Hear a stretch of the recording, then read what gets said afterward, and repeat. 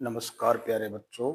आज हम आपके सामने लेकर आए हैं एक जो टेस्ट जो कि लिया गया था 30 क्वेश्चंस का। तो उसमें फर्स्ट क्वेश्चन है हमारा, find the length of rectangular playground. Find the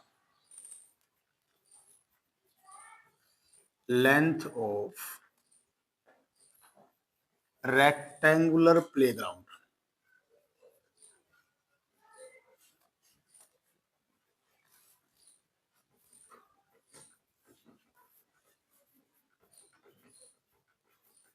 Rectangular playground whose area is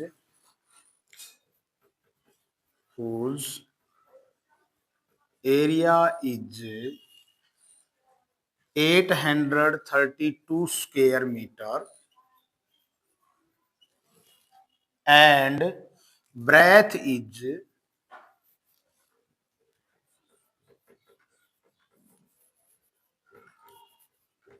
26 metre. ये क्वेश्चन है हमारे पास। Find the length of rectangular playground. Rectangle से बना है, एक रेक्टेंगल है, रेक्टेंगल प्लेग्राउंड है जिसकी लेंथ हमें निकालनी है। लेंथ हमें क्या करनी है? फाइंड आउट करनी है। Whose area is 832 square metre. क्या दिया हुआ हमारे को? Area. Area is equal to 832 square metre. जब कभी भी आपको एरिया दिया हुआ हो, पेरीमीटर दिया हुआ हो, डायगोनल दिया हुआ हो, तो हम उसके फॉर्मूले के इक्वल रख देंगे।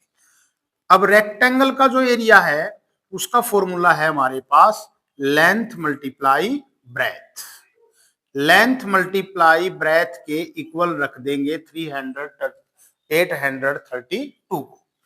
और हमारे पास यहां लेंथ निकालना है इनटू ब्रेथ हमारे को 26 दिया हुआ है, इज इक्वल टू 832।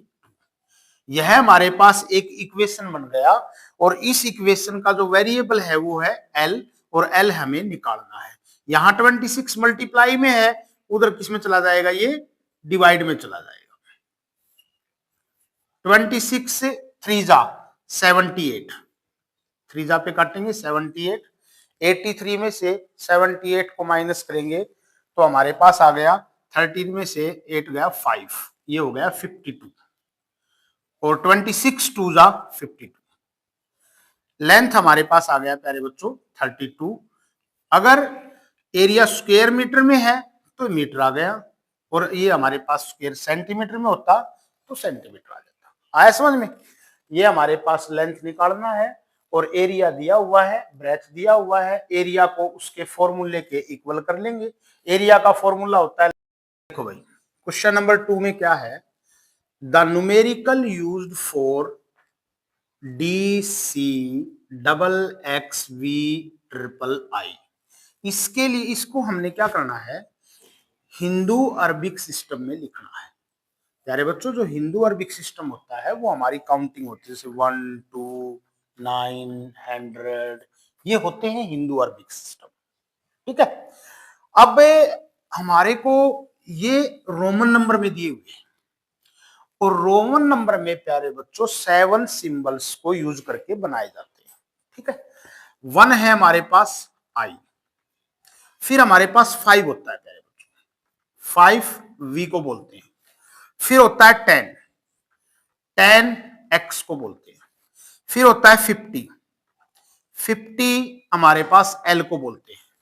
फिर होता है 100, 100 हमारे को सी को 100 कहते हैं। फिर 500, 500 की वैल्यू डी होती है।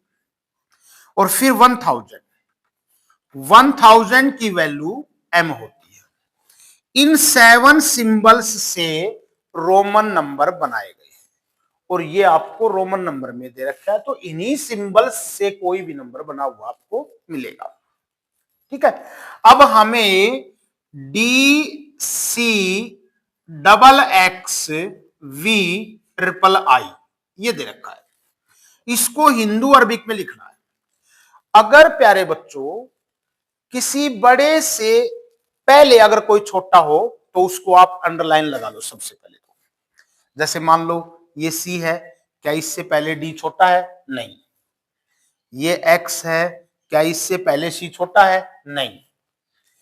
ये वी है, क्या इससे पहले छोटा है? नो। कोई भी ऐसा कोई नहीं है। ऐसा अगर है तो उसको हम एक ही जगह पे काउंट करेंगे, बाकी आप सबकी अलग अलग वैल्यू लेके भी इनको आप जोड़ सकते हो। जैसे डी की वैल्यू कितनी होती है? 500। सी की वैल्यू कितनी होती है? 100।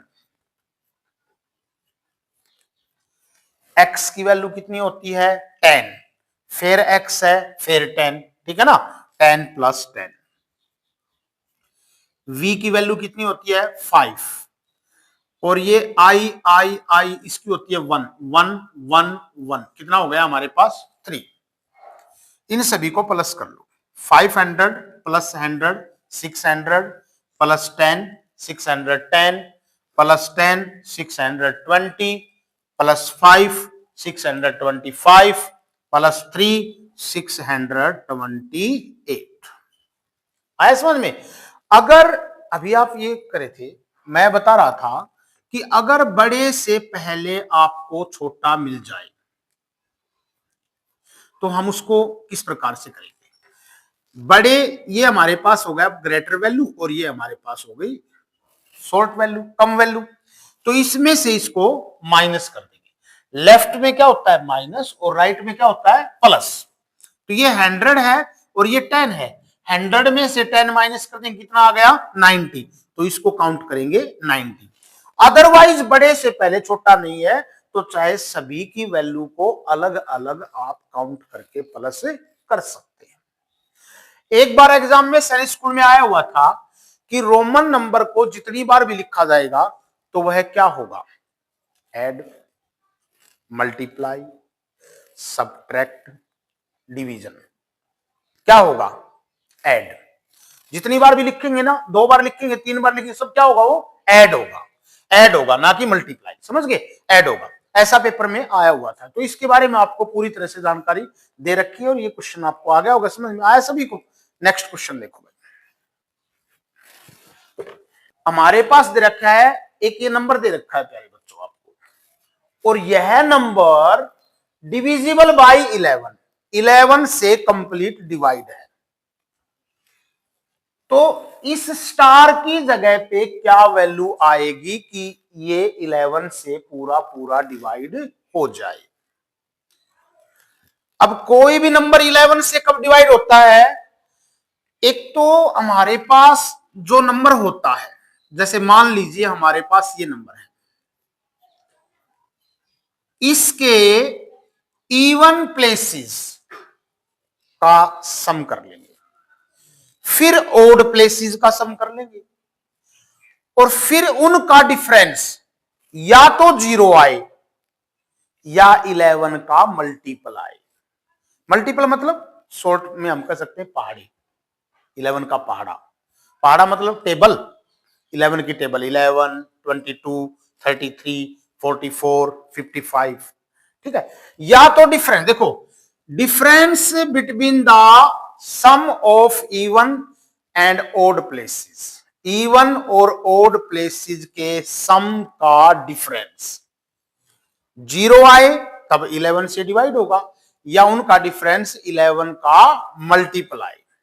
अब देखो, जैसे मान लो हम इनका सम करते हैं, ये हमारे पास है, मान लो इसका नाम मैंने 1 दे दिया, तो 1 ये ओड प्लेसेस होगा, फिर इसके बाद एक छोड़कर एक 4 आ गया, फिर 1 आ गया, फिर स्टार आ गया, फिर 6 आ गया। इनका हम सम कर लें, क्या क्या हो गए हमारे पास? 6 प्लस स्टार प्लस 1 प्लस 4।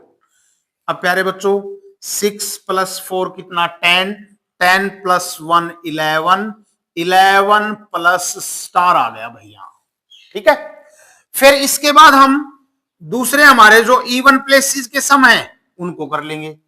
क्या क्या बच गए, 7 प्लस 3 प्लस 5 प्लस 8, इनका सम कर लेंगे।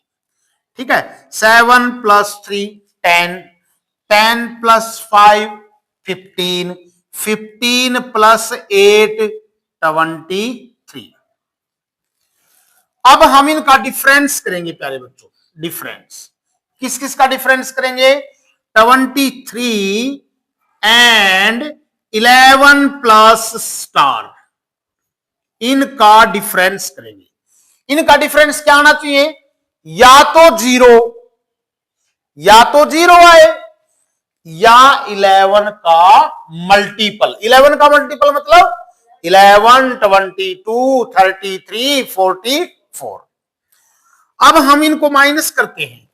मान लो बेटा, इसमें एक बार के लिए पहले हम जीरो से देखते हैं, 11 में कितना प्लस कर दिया जाए कि 23 हो जाए, 12।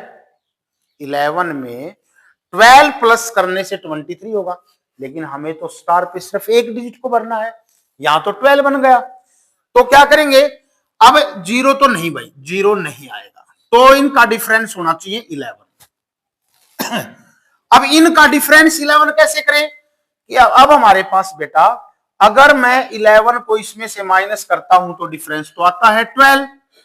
11 भी नहीं हुआ, 11 से तो ऊपर चला गया, डिफरेंस अभी भी 12 आ रहा है, और कुछ ना कुछ इसके अंदर प्लस भी करना पड़ेगा आपको। चलो इससे आगे 11 के बाद को क्या डिफरेंस होना चाहिए, 22, इनका डिफरेंस 22 आना चाहिए। अब 22 डिफरेंस करने के लिए 23 में से क्या माइनस कर दें कि 22 आ जाए, बताओ, 1। 23 में से क्या माइनस करें कि 21 आ जाए, तो अब हमारे पास ये 11 है और ये स्टार है, तो 23 में से हम क्या माइनस करेंगे कि 22 आएगा भाई, तो हम माइनस करेंगे 23 में से 1, अर्थात 22 स्टार 23 माइनस और 23 बनाने के लिए तो 12, जीरो तो नहीं आ रहा, फिर हमारे पास 11 इसमें लाने के लिए 23 में से क्या माइनस करेगी, 11 आ जाए, तो 23 में से कितना माइनस करोगे, 11 आएगा हमारे पास 12, तो इसमें 1 देते 12 हो जाएगा, 11 प्लस 1, यहां 12 होना चाहिए, लेकिन हमारे पास है 11 प्लस स्टार की जगह पे 1 दे देंगे तो 12 हो जाएगा, ठीक है ना। अब 23 माइनस 12 इज इक्वल टू 11 आ गया, और यहां स्टार पे क्या आया हमारा 1, स्टार इज इक्वल टू 1। देखो बेटा एक बार फिर भाई, ये 23 हो गया, ये 11 प्लस स्टार हो गया, डिफरेंस या तो जीरो आए, तो जीरो आए तो भाई ये 23 होना चाहिए, तभी तो जीरो बनेगा। अब ये 23 करने के लिए यहां केवल एक डिजिट जोड़ने से होता है 23। देखो ये 23 है तो ये भी 23 होगा, तभी तो जीरो आएगा, तो बेटा यहां तो फिर 12 बनता है। अब 12 तो 2 डिजिट हो गए, हमें तो एक डिजिट का 9 होता तो भी हम ले लेते, 0 से 9 तक कोई भी डिजिट होता ले लेते। अब भाई 11 जीरो तो नहीं आया भाई, इनका डिफरेंस जीरो नहीं, तो अब 11 करना है, तो 23 में से क्या माइनस करें कि 11 आ जाए, 23 में से 12 माइनस करेंगे तो 11 आएगा, और इसको 12 बनाना है। अब 11 प्लस स्टार 12 कैसे होगा, स्टार की जगह पे क्या ले लेंगे 1, स्टार की जगह पे 1 आएगा भाई, star is equal to 1। Next देखो आ गया भाई 14, एक नंबर दिया है 4914, should be divided by which number, इस नंबर पे किस नंबर से डिवाइड करें कि कोसेंट 21 आ जाए। इन द सेंस ये नंबर है हमारे पास, इस नंबर पे किस नंबर से डिवाइड करें कि कोशेंट 21 आ जाए। यहां हमारे पास रिमाइंडर का कोई नाम नहीं दिया भाई, नहीं दिया। प्यारे बच्चों डिविडेंड निकालने का फॉर्मूला तो आपको पता ही होगा, डिविडेंड, डिविडेंड का एक फॉर्मूला बता रखा आपको, divisor multiply quotient plus remainder. अब रिमाइंडर की कोई बात है ही नहीं, कोई बच ही नहीं रहा, रिमाइंडर तो रिमाइंडर जीरो, ठीक है, रिमाइंडर जीरो। अब डिविडेंड की जगह पे डिविडेंड रख लो, इस नंबर पे डिवाइड करें तो डिविडेंड हो गया 4914 इज इक्वल टू डिवाइजर निकालना है, मल्टीप्लाई में कोशेंट कितना दिया है हमारे को 21। अब ये इक्वेशन बन गया प्यारे बच्चों, और इक्वेशन में मल्टीप्लाई में 21 है तो इधर आके किसमें हो जाएगा डिवाइड में 4914 upon 21 divide by 21 is equal to divisor. Divisor means जिससे डिवाइड करें, बाय विच नंबर, किस नंबर से डिवाइड करें ये निकालना आपको। डिवाइड करने वाला नंबर होता है डिवाइजर, ठीक है, डिवाइजर निकल जाएगा। 21 से कैंसिल कर लो, 21 1 जा 22 2 जा 42, कितना बच गया हमारे पास 7 बच गया, उतार लिया हमने 1, ठीक है। 21 3 जा 63, ठीक है, 3 जा 63 हमारे पास यहां बच गया, 11 में से 3 गया 8 बच गया, और यहां हमारे पास उतार लिया नेक्स्ट डिजिट 4। 21 4 जा 84, और प्यारे बच्चों डिवाइजर हमारा आ गया 234। डिवाइजर इज इक्वल टू 234, ये हमारा आंसर आ गया। देखो एक बार फिर देखो, द नंबर 4914, एक नंबर है 4914 should be divided by which, किस से डिवाइड करें, इस नंबर के ऊपर किस नंबर से डिवाइड करें, मतलब क्या निकालना है divisor, so that quotient is 21, तो कोशेंट 21 है। तो प्यारे बच्चों डिविडेंड निकालने का एक फॉर्मूला आपके पास है, divisor multiply quotient plus remainder. Remainder की यहां कुछ भी बात नहीं कहा है हमारे को, तो रिमाइंडर को हम 0 लिख सकते हैं, और 0 को उधर ले जाओगे माइनस में तो कोई फर्क नहीं पड़ता, यही रहेगा हमारे पास 0, तो खत्म हो गया। फिर हमारे पास क्या बच गया 4914 is equal to divisor multiply quotient. अब ये मल्टीप्लाई में कोशेंट है, इधर आ जाएगा, किसमें आ जाएगा डिवाइड में आ जाएगा, तो डिवाइजर हमारा बच जाएगा, डिवाइजर आएगा 234। नेक्स्ट क्वेश्चन देखो, थर्ड्स आर देयर इन 16, ये कहता है 16 में हाउ मेनी, मतलब कितने कितने 2/3 आते हैं, कितने 2/3 होते हैं 16। देखो 2/3 मींस 2/3 का मतलब होता है हमारे पास 2/3, 2/3 मतलब 2/3। 16 में कितने 2/3 होते हैं, जैसे मान लो ये कह दें कि भाई 20 में कितने 2 होते हैं, तो 20 के ऊपर 2 का डिवाइड कर देंगे, ठीक है। इसी प्रकार से पूछ लिया कि 16 में कितने 2/3 होते हैं, तो 16 पे 2/3 का डिवाइड कर देंगे, 16 डिवाइड 2/3। अब डिवाइड में हो बेटा तो मल्टीप्लाई का साइन लगाकर बाद वाली फ्रैक्शन का रेसिप्रोकल कर देंगे, या मैं यूं भी कह सकता हूं कि मल्टीप्लीकेटिव इनवर्स से मल्टीप्लाई कर देंगे। किसी का मल्टीप्लीकेटिव इनवर्स निकालना मतलब उसका रेसिप्रोकल ही होता है, मल्टीप्लीकेटिव इनवर्स से मल्टीप्लाई कर देंगे। ये जो है इसके मल्टीप्लीकेटिव इनवर्स, इसका 3/2 हो गया, उससे मल्टीप्लाई कर देंगे, ठीक है। 2 से कैंसिल किया, किस पे चला गया 8 पे, और 8 3 जा 24, सो 2/3 are 24 2/3 are there in 16। 16 में 24 2/3 होते हैं, 2/3 प्लस 2/3 2/3, इस प्रकार से 24 टाइम अगर आप इसको प्लस करोगे तो हमारे पास क्या आएगा 16 आएगा। समझ गए बेटा। अगला LCM and HCF of two numbers is 360 and 9 respectively। यानी कि जो पहले एलसीएम लिखा था तो ये एलसीएम है, उसके बाद सेकंड पे एचसीएफ था तो ये एचसीएफ है। रेस्पेक्टिवली का मतलब होता है क्रमशः। तो एलसीएम दिया हुआ है प्यारे बच्चों आपको 360, और एचसीएफ हमारे पास दिया हुआ है 9। If one of the numbers, उन नंबर्स में से एक 45 है, फर्स्ट नंबर कह सकते हैं इसको 45। फाइंड द अदर नंबर, दूसरा नंबर क्या होगा प्यारे बच्चों। दो नंबर का के लिए हमारे पास है कि 2 नंबर्स का प्रोडक्ट है वो हमेशा एलसीएम एंड एचसीएफ के प्रोडक्ट के इक्वल होता है। Product of 2 number, first number into second number, इसको हम कह सकते हैं product of 2 numbers is equal to their LCM and HCF. ये हमेशा बराबर होता है उनका product of LCM and HCF. कोई भी दो नंबर है उनका प्रोडक्ट अगर आप करोगे तो उन दो नंबर के एलसीएम और एचसीएफ के प्रोडक्ट के इक्वल होगा। अब भाई फर्स्ट नंबर हमारे को 45 दे रखा है, सेकंड नंबर को ऐसे रहने देंगे, एलसीएम हमारे को 360 दे रखा है, एचसीएफ हमारे को 9 दे रखा है। 45 या मल्टीप्लाई में उधर किस में चला जाएगा, डिवाइड में। 360 इंटू 9, 45 मल्टीप्लाई में था, इधर डिवाइड में आ गया। 9 1 जा 9, 9 5 जा 45, 5 7 जा 35, 2 बच गया, 5 4 जा 20, और हमारे पास 5 7 जा 35, 1 बच गया, उतार लिया 0, 5 2 जा 10, और हमारे पास सेकंड नंबर क्या आ गया प्यारे बच्चों, 72। देखो एलसीएम और एचसीएफ दिए हुए हैं, एलसीएम दे रखा है, एचसीएफ दे रखा है, फर्स्ट नंबर दे रखा है।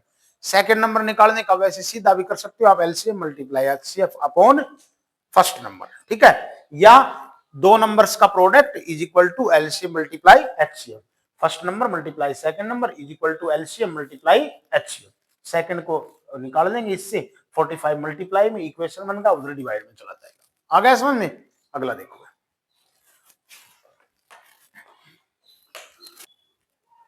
देखो बेटा, Radha can complete a piece of work in 12 days.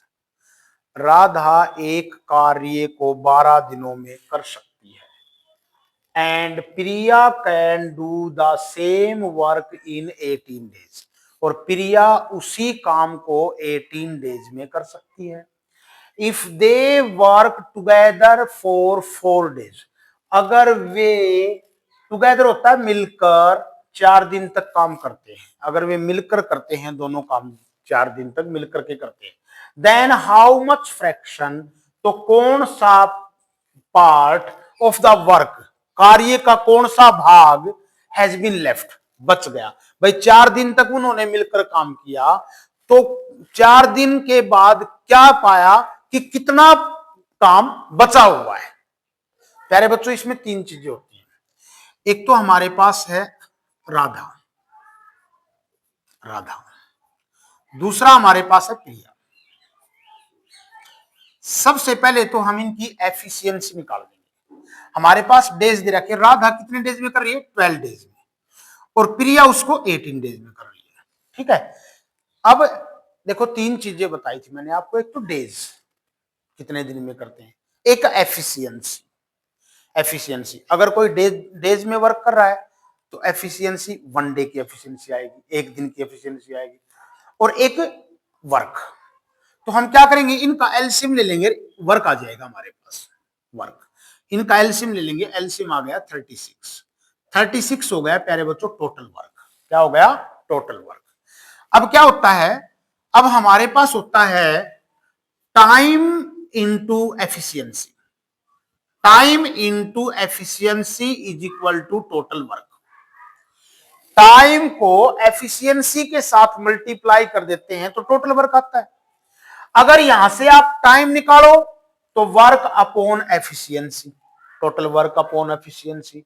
Efficiency निकालना हो तो टोटल वर्क अपॉन टाइम, तो टोटल वर्क कितना 36, टाइम कितना 12, तो प्रिया की राधा की एफिशिएंसी आ जाएगी, डिवाइड करके कितनी आ गई 3, और जो एफिशिएंसी आएगी वो किसकी आएगी, एक दिन की एफिशिएंसी, 1 डे एफिशिएंसी, एक दिन की कार्य क्षमता, एक दिन की कार्य क्षमता। अब बेटा 18 का डिवाइड इस पे करें, कितनी आ जाएगी इसकी एफिशिएंसी 2, एक दिन काम करने की क्षमता, ठीक है बेटा। एफिशिएंसी होता है कार्य करने की क्षमता। चलो अब बेटा हमारे पास फिर ये कहता है कि if they work together for 4 days, उन्होंने 4 डेज तक मिलकर काम किया भाई, 4 डेज तक मिलकर मिलकर काम कर रहे हैं, तो दोनों की एफिशिएंसी कितनी बन गई, 3 उसकी है 2 इसकी है, तो कितनी हो गई 5। कितने दिन मिलकर काम किया, 4 डेज, 4 days, तो मल्टीप्लाई 4। बेटा एक दिन में 5 वर्क करते हैं दोनों मिलकर, तो 4 डेज में कितना करेंगे 20, उनकी एफिशिएंसी हो गई 20। अब बेटा फिर क्या हुआ, हाउ मच फ्रैक्शन, कौन सा फ्रैक्शन ऑफ वर्क, कार्य का कौन सा भाग हैज बीन लेफ्ट, लेफ्ट बचा हुआ है। आप मुझे बताओ टोटल वर्क कितना है उनके पास 36। 36 में से कितना वर्क उन्होंने 4 डेज में कर लिया 20 कर लिया, तो कितना बच गया बेटा उनके पास, ये आ गया हमारे पास 16 वर्क बच गया। 16 आउट ऑफ किसमें से बच गया 16 36 में से, तो left part of left fraction of the work 16 बचा हुआ है, कितने में से 36 में से। ठीक है, कौन सा फ्रैक्शन बच गया पूछा इसने, तो कौन सा कितना वर्क बच गया बेटा उनका करना। देखो 4 डेज में उन्होंने एक दिन की एफिशिएंसी उनकी हो गई 5, और 4 डेज मिलकर काम किया, तो 4 डेज में उनकी कार्य की क्षमता हो गई मिलेगी 4 डेज में उन्होंने काम कर लिए 20, और कुल कितने काम है हमारे पास 36। 36 में से 20 काम हो चुके हैं, तो कितना वर्क बच गया उनके पास 16 बच गया, कितने में से 36 में से, टोटल में से। ठीक है, 4 4 जा 16, 4 9 जा 36, कितना फ्रैक्शन बच गया बेटा 4/9, 4/9 बचा हुआ है। और अगर ये भी पूछ ले कितना हो गया 4 डेज में, तो 4 डेज में कितना हो गया, कितना हुआ बेटा 20 हुआ, कितने में से 36 में, अपॉन में टोटल वर्क 4 से 5 और 4 से कितना आ गया 9, यानी कि 5/9 वर्क क्या हुआ हो चुका है, और 4/9 वर्क अभी बचा हुआ है लेफ्ट, और हमें निकालना था लेफ्ट, और लेफ्ट हमारा आ गया 4/9। आगे समझ में। नेक्स्ट देखो, the profit earned by selling price an article for ₹665। ये कहता है एक वस्तु को 665 रुपए में बेचने पर होने वाला प्रॉफिट, ठीक है, इज इक्वल बराबर है, प्रॉफिट बराबर है किसके, to loss incurred when same article sold for ₹325, equal है किसके 325 रुपए में बेचने पर होने वाले लॉस। आया समझ में, यानी कि ये कहता है 665 रुपीज में जब हम किसी वस्तु को बेचते हैं, तो उससे जितना प्रॉफिट होता है उसी वस्तु को अगर 325 में बेचें, तो उससे जो लॉस होता है वो बराबर है प्रॉफिट के, जितना प्रॉफिट होता है उतना ही लॉस होता है। नहीं समझ में आया, यानी कि 665 रुपए में जब आप उसको बेचते हैं, तो जो आपको प्रॉफिट हो रहा है वह लॉस के बराबर है जब आप उसको 325 रुपीज में बेचते हैं, तो उससे होने वाला जो लॉस है ये दोनों बराबर हैं। इसके लिए मैंने आपसे एक बार पहले भी काफी बार बता चुका हूं, और मैंने आपसे ये भी बताया था एक बार प्रॉफिट 120% अधिक भी था, याद करो था, ऐसा कुछ नहीं बताया था। उसने क्या कर लेंगे लास्ट में प्रॉफिट और लॉस को दोनों को बराबर में रख के 120% अधिक कौन है प्रॉफिट है, तो उसको 120% कर देंगे, लॉस को इक्वल रख देंगे। ध्यान आया भाई तुम्हें। तो देखो ऐसे में हम क्या करेंगे, प्रॉफिट कॉस्ट प्राइस को लेट कर लेंगे, लेट कॉस्ट प्राइस, और कॉस्ट प्राइस हमने मान लिया प्यारे बच्चों एक्स। फर्स्ट कंडीशन में हमारे को सेलिंग मतलब एसपी, एसपी दे रखा है हमारे पास, सेलिंग प्राइस मतलब होता है एसपी, एसपी दे रखा है ₹665। यहां क्या हो रहा है इस कंडीशन में, प्रॉफिट हो रहा है भाई, इस कंडीशन में प्रॉफिट हो रहा है, प्रॉफिट निकाल लेंगे। प्रॉफिट की कंडीशन में कौन अधिक होता है एसपी, तो एसपी माइनस सीपी, ये आ गया हमारा प्रॉफिट। फिर दूसरी जो कंडीशन है प्यारे बच्चों, उसमें हमारे पास सेलिंग प्राइस दिया हुआ है 325, और इसमें कहता है कि लॉस होता है इसमें, तो लॉस निकाल लो आप। लॉस कैसे निकालते हैं, देखो एसपी अलग अलग हो सकते हैं लेकिन सीपी एक ही होता है, सीपी ये है एसपी ये है, तो इसमें लॉस हो रहा है। लॉस कैसे निकालते हैं, लॉस में कौन अधिक होता है सीपी, तो सीपी माइनस एसपी। और फिर इसने कहा है कि इक्वल का मतलब बराबर है, प्रॉफिट है वो लॉस के बराबर है। अकॉर्डिंग टू क्वेश्चन दोनों ही कंडीशंस में लॉस और प्रॉफिट बराबर है। प्रॉफिट हमारा कितना 665 माइनस एक्स इक्वल लॉस के लॉस हमारा x माइनस 325।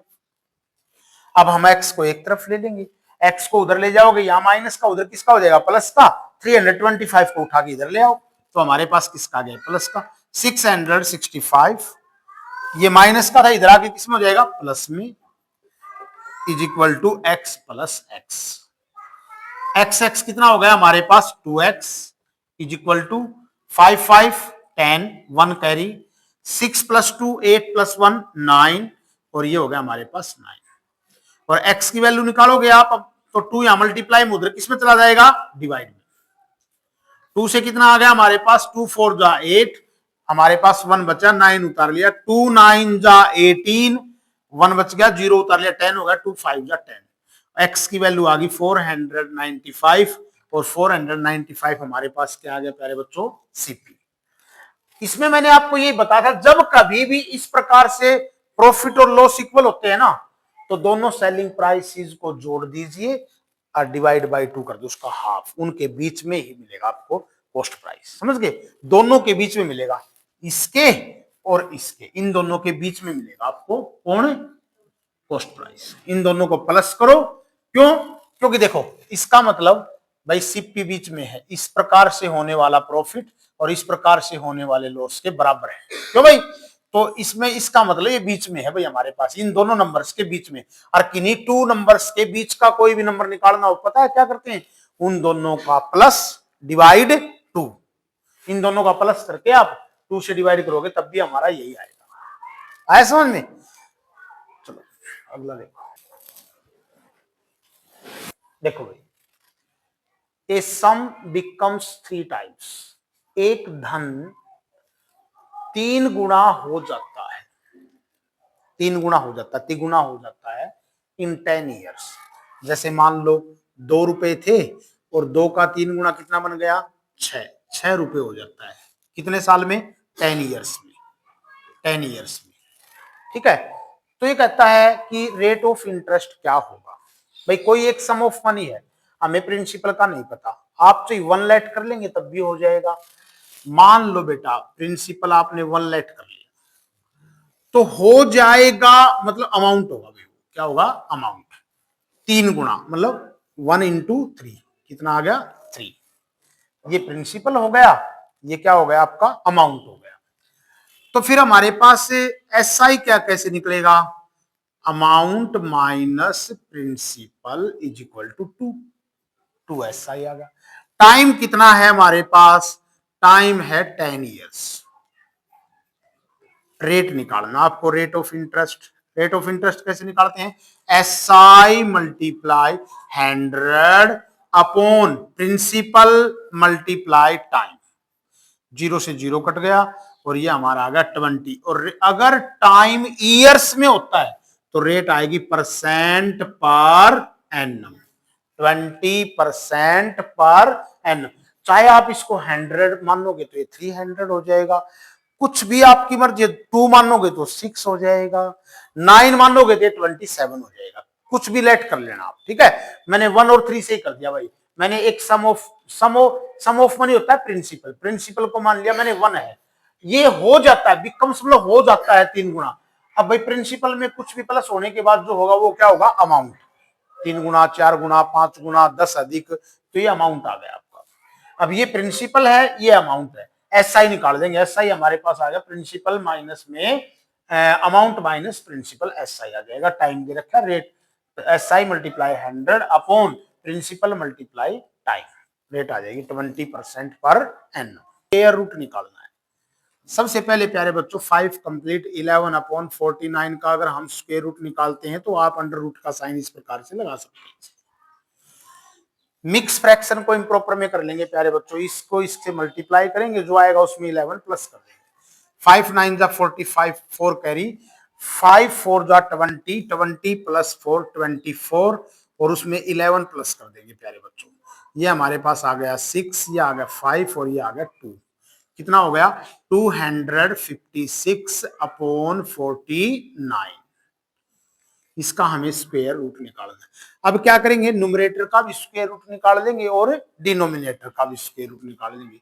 256 का स्क्वायर रूट कितना होता है हमारे पास, 16, और 49 का स्क्वायर रूट होता है 7। हमारा स्क्वायर रूट निकल गया। अब ये अंडर रूट का साइन नहीं लगाएंगे क्योंकि हम इसका स्क्वायर रूट निकाल चुके हैं। अब जैसे पहले मिक्स फ्रैक्शन में था ना, अब वापस आप भी मिक्स फ्रैक्शन में ही कर दीजिएगा। 7 का डिवाइड करेंगे 16 में, 2 पे कितना हो जाएगा 14। कितना बच गया हमारे पास, 16 में से 14 चला गया, कितना आ गया 2। 2 को यहां लिख लेंगे और 7 को यहां। 2 कंप्लीट 2/7 आया समझ में भाई। The average age of 3 brothers is 18 year। 3 भाई हैं, उनकी जो एवरेज एज है वो 18 ईयर है। मैंने आपसे कहा था जब कभी भी एवरेज दे रखी हो तो क्या निकाल देंगे, सम। ठीक है, सम ऑफ एज निकाल देंगे। सम ऑफ एज ऑफ, हमारे को कितने का एवरेज दे रखा है यहाँ पे, 3 ब्रदर्स की, तो उन ब्रदर्स की एज का सम निकाल देंगे। Sum of age of 3 brothers, 3 brothers की एज का सम निकाल लेंगे। सम कैसे निकालते हैं, एवरेज मल्टीप्लाई नंबर। एवरेज है 18, मल्टीप्लाई में नंबर कितना है 3, 54 ईयर्स। इसका ये मतलब हो गया प्यारे बच्चों कि 3 भाई हैं और तीनों भाइयों की एज का जो सम है वो 54 है। ठीक है, अब ये कहता है if the age of 2 brothers are, 2 brothers की एज हमारे को दे रखी है भाई। एक की 21 ईयर्स है और दूसरे की 15 ईयर्स है। तो find the age of third boy, third brother की भी निकाल। तो हमारे पास देखो भाई, ये जो 54 है ना, ये तीनों की है भाई। अब मान लो उनमें से एक भाई तो है 15 ईयर्स का, ठीक है भाई, दूसरा है 21 का, ठीक है, और तीसरा है मान लो x ईयर का, और तीनों की कुल मिलाकर कितनी है 54। ठीक है, यहां x की वैल्यू जो आ जाएगी वो थर्ड ब्रदर की एज आ जाएगी। इन दोनों को प्लस करेंगे, कितना आ गया हमारे पास, ये 6, और ये कितना आ गया हमारे पास 3, प्लस में x is equal to 54। x की वैल्यू निकाल देंगे, हमारे पास ये उधर चला जाएगा 54 माइनस 36, ये हमारे पास आ गया 14 माइनस 6 इज इक्वल टू 8, और ये है हमारे पास 1। आगे आप ये हमने लेट करनी पड़ेगी, ऊपर लिखना पड़ेगा let age of third brother, ऐसे लिख के is equal to x years. अब देखो फर्स्ट ब्रदर है, एक भाई 15 साल का है, दूसरा 21 का है, तीसरा हमने मान लिया x का, और तीनों की एज का जो टोटल सम है वो कितना है 54। 54 के बराबर करके x की वैल्यू निकाल लेंगे, तीसरे भाई की एज आ जाएगी। आ गया समझ में। अगला देखो, a cricketer has an average of 52 runs in 14 innings. प्यारे बच्चों 14 इनिंग्स का एवरेज दे रखा है 52 रन्स। ठीक है, ये कहता है how many runs must he score, कितने रन उसका मतलब स्कोर है वो कितना होना चाहिए इन 15th इनिंग, 15वीं इनिंग में। 15 नहीं 15th, मतलब 14 के बाद जो आती है वो, उस इनिंग में कितने रन बनाने चाहिए कि उसका एवरेज 54 हो जाए। कोई दिक्कत नहीं है, देखो हमारे पास 14 इनिंग्स का एवरेज दे रखा है। एवरेज स्कोर इन 14 इनिंग्स वो हमारे पास है 52। तो हम टोटल स्कोर निकाल लेंगे, इसका भी टोटल स्कोर निकाल लेंगे 14 इनिंग्स का, और ये हमारे पास प्यारे बच्चों आ जाएगा एवरेज मल्टीप्लाई नंबर, 52 मल्टीप्लाई 14, 14 2 जा 28, 2 कैरी, 14 5 जा 70 और 2 72 रन्स। अब देखो बेटा, ये जो एवरेज है 54 रन, जो एवरेज है वो 15 इनिंग्स का है भाई टोटल। ठीक है, 15 इनिंग्स का average score in 15 innings, 15th नहीं 15, ये हमारे पास है 54 रन। इसका भी हम टोटल निकाल देंगे, टोटल स्कोर इन 15 इनिंग्स, 54 को 15 से मल्टीप्लाई कर देंगे। 15 4 जा 60, 6 कैरी, और 15 5 जा 75, और 75 और 6 81। अब प्यारे बच्चों थे 728, और 15 इनिंग खेलने के बाद 810 हो गई। कैसे, इसमें से पहले वाले 728 माइनस कर देंगे, 14 इनिंग्स का टोटल माइनस कर देंगे, तो 15वीं इनिंग में बनाए गए रनों की संख्या आ जाएगी। क्यों? देखो 15 इनिंग टोटल 15 पारियां खेल करके 810 रन बने टोटल, 15 पारियां खेल करके। उसमें से अगर मैं इससे पहले 14 पारियां खेल ली हैं वो माइनस कर दूंगा रन, तो 15वीं पारी के रन आ जाएंगे या नहीं आ जाएंगे? Score score in 15th inning, 15वीं पारी में उसका स्कोर क्या रहा होगा? 15 इनिंग के टोटल स्कोर में से 14 का माइनस कर दूंगा तो 15th का आ जाएगा हमारे पास। 10 माइनस 8 कितना हो गया? 2। यहां हमारे पास 10 माइनस 2 कितना हो गया? 8। 82 रन आ गया। 7 माइनस 7 0 लिखने की जरूरत नहीं है बेटा। एक बार फिर सुन लो भाई, ये हमारे पास एवरेज भी रखा है किसका? 14 इनिंग का। टोटल निकाल देंगे। ये जो हमारा एवरेज है वो 15वीं पारी खेलने के बाद का है, अर्थात 15 इनिंग का। इसका भी टोटल निकाल देंगे। 15 इनिंग के टोटल स्कोर में से 14 इनिंग का टोटल स्कोर माइनस कर देंगे तो किसका बचेगा?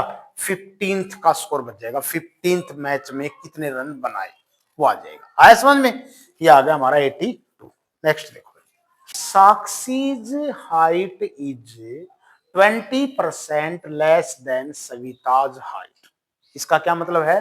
साक्षी की हाइट लंबाई 20% लेस है, मतलब कम है, देन सविताज हाइट, सविता की हाइट से। यानी कि एक साक्षी है एक सविता है।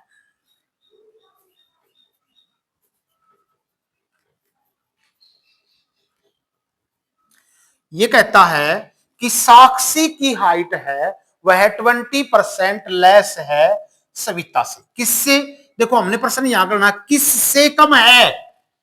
सविता से। तो सविता की हाइट को लेट कर लेंगे 100। अगर ये 20% लेस कहता है तो 20 कम कर दो, ये हो जाएगी 80। अगर ये 20% मोर कहे तो ले लेंगे 120, 100 में 20 प्लस कर देंगे। और अगर सिर्फ ये कहे कि साक्षीज हाइट इज 20% ऑफ सविता, तो इसने ना तो लेस कहा और ना ही मोर, तो फिर यहां सिर्फ 20 ले लेंगे। समझ गए? अगर मोर कहता है तो 20 प्लस कर देंगे, 100 में 120 आ जाएगा। अगर लेस कहा है तो 100 में से 20 माइनस कर देंगे, 80 आ जाएगा। और अगर ये कहता कि ना मोर ना लेस, कुछ नहीं कहता, और इस प्रकार से कहता कि हाइट इज 20% ऑफ सविता, तो सिर्फ 20 ले लेते हैं यहां पे। समझ गए? चलो अब इसके बाद बेटा हम इसको काट सकते हैं। 20 से आपका हो गया 4 पे और 20 से ये हो गया 5 पे। अब ये कहता है कि how much percent Savita's height, Savita की हाइट कितने परसेंट है मोर, अधिक, कितने परसेंट अधिक है साक्षी से। अब इसने पूछा कि सविता की जो हाइट है वो कितने परसेंट अधिक है साक्षी से। अब बेटा सविता की हाइट कितनी अधिक है आप देखो, कितनी अधिक है बेटा, कितनी मोर है? ये 4 है, 5 है, तो कितनी मोर हुई? 1। अच्छा भाई परसेंटेज में निकालनी है तो मल्टीप्लाई 100।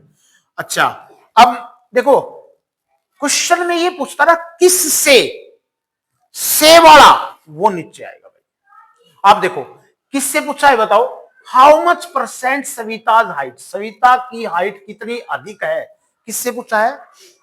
साक्षी से, तो साक्षी नीचे आएगा। जिससे पूछे, हिंदी में अगर लिखा हो जिसके पीछे से मिल जाए ना आपको, वो नीचे आएगा। और इंग्लिश में मिलेगा उसके जिससे पहले ऑफ है वो नीचे, देखो ऑफ है वो नीचे आएगा। समझ गए? ये कहता है सविता की हाइट है वो साक्षी की हाइट से कितने परसेंट अधिक है।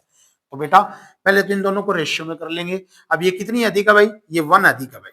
जो सविता है वो उसकी जो हाइट है वो 1 अधिक है, 1 है। किस किस पे? मल्टीप्लाई में 100 परसेंटेज में करने के लिए। किससे? ऑफ से पहले देखो साक्षी है तो साक्षी, हिंदी में देखेंगे तो जिसके बाद से हो ना वो नीचे। हिंदी में अगर पढ़ेंगे जिसके बाद से लिखा हुआ होगा वो नीचे। अब 4 से कैंसिल करेंगे, किस पे कट गया हमारे पास? 25 पे। 25 बन जाए 25%। या फिर इसके लिए आपको मैंने एक फॉर्मूला बता रखा है, R × 100 अपॉन, ये लेस कहा है तो 100 माइनस R%, यही है ना भाई, ये फॉर्मूला लगा देंगे। R कितना है हमारे पास 20, 20 मल्टीप्लाई 100 अपॉन 100 माइनस 20 कितना हो गया 80, 20 से 4 जा पे कट गया और 4 से 25 आ गया। ये सीधा शॉर्ट फॉर्मूला है, आ गया समझ में। या ऐसे भी कर सकते हैं कि भाई सविता से साक्षी 20% लेस है तो ये 80 हो जाएगा, 20% मोर करता तो ये 120 हो जाता। अब इनको कैंसिल होते हैं, कैंसिल कर लीजिए। इनका रेशियो आ गया 4:5, मतलब सविता की हाइट अगर 5 है तो साक्षी की 4 है। ठीक है, कितनी अधिक है सविता की 1 परसेंटेज में निकालना है, कितनी परसेंट अधिक पूछा है, हाउ मच परसेंट, कितने परसेंट, परसेंट में निकालना है, मल्टीप्लाई 100। किससे अधिक है, साक्षी से, तो अपॉन में से वाला, ठीक है, साक्षी से, या इंग्लिश में लिखा होगा ऑफ, उससे पहले वो नीचे आएगा, समझ गए। ये आ गया हमारे पास 25% मोर। नेक्स्ट देखो, 4 से 3 पे कट गया, 4 से हमारे पास 25 आ गया, 25 बन जा 25 अपॉन 3%, 3 8 जा 24, 8 कंप्लीट 1 अपॉन 3%, ये आ गया। अब हम इसमें लिख सकते हैं कि 8 hours is 8 complete 1 upon 3% of 4 days, या आप इसको ऐसे भी कर सकते हो, क्या करें भाई, व्हाट परसेंट ऑफ 4 days, आप लिख दो यहां पे x percent of 4 days is equal, is मतलब इक्वल 8 hours, ठीक है।